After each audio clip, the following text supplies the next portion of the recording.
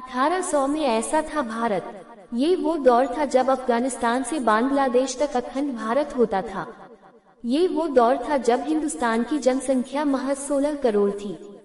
कहते हैं उस वक्त हिंदुस्तान में 10% से कम पुरुष पढ़े लिखे थे और महिलाओं में पढ़े लिखों की संख्या तो 1% से भी कम थी। यही वजह है कि हजारों किलोमीटर की दूरी से आकर कोई अंग्रेज हमारे भारत पर आसानी से कब्जा जमा लेता है। कहते हैं जब अंग्रेज भारत आए थे उस वक्त भारत में 2 राजाओं का राज चलता था, एक तरफ मुगल और दूसरी तरफ मराठा साम्राज्य। उस वक्त तक अंग्रेज भारत में कदम तो रख लिए थे, लेकिन यहाँ पर उनको कब्जा जमा पाना बहुत मुश्किल था। अंग्रेज इंतजार करते थे कि भारत के राजा आपस में लड़ाई करें और अंग्रेज उस लड़ाई का फायदा उठा लें। यही वजह कि अंग्रेजों को भारत पर पूरी तरह से कब्जा जमाते जमाते 18वीं शताब्दी आ गई। ऐसे में आप लोगों ने भी कभी न कभी इस बात को सोचा होगा कि उस वक्त के आम लोगों की जिंदगी कैसी थी। उस वक्त के लोगों को क्या पढ़ाई लिखाई करने की आजादी मिलती थी, उस वक्त का समाज कैसा था और वे लोग किस तरह के काम को करके अपना भरण पोषण करते थे। उस वक्त हमारा गांव कैसा था, उस वक्त हमारा शहर कैसा था। क्या तब भी हमारे समाज में चोरी, लूटपाट और बलात्कार जैसी घटनाएं होती थी। आज का ये स्टोरी आपके लिए बहुत ही इन्फॉर्मेटिक्स होने वाला है। स्टोरी के अंत तक बने रहना। तो सबसे पहले हम बात करेंगे आबादी की। भले ही इस वक्त भारत पूरी दुनिया का सबसे अधिक जनसंख्या वाला देश बनने वाला है। आज के वक्त में भारत की आबादी जहां 130 करोड़ से ज्यादा की हो चुकी है, वहीं 1800 ईस्वी में भारत की आबादी महज 16 करोड़ थी।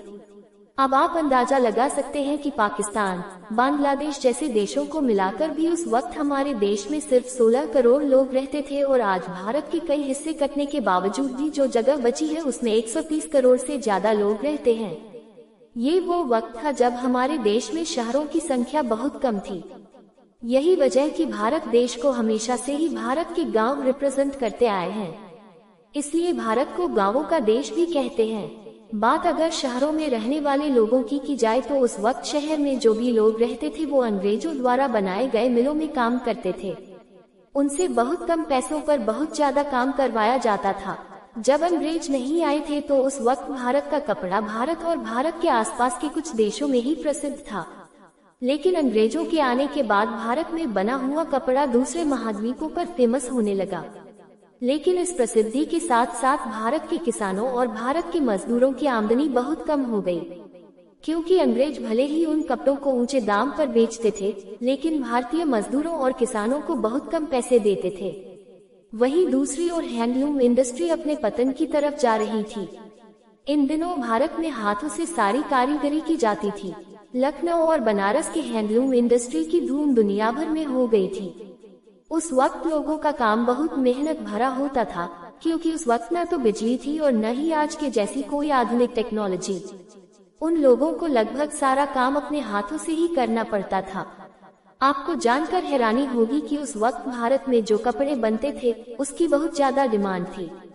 उन कपड़ों पर बहुत ही बेहतरीन कारीगरी की जाती थी, लेकिन ब्रिटिश के आने के बाद भारतीय कपड़ों की डिमांड कम हो गई और भारतीयों का मार्केट पतन की ओर बढ़ने लगा।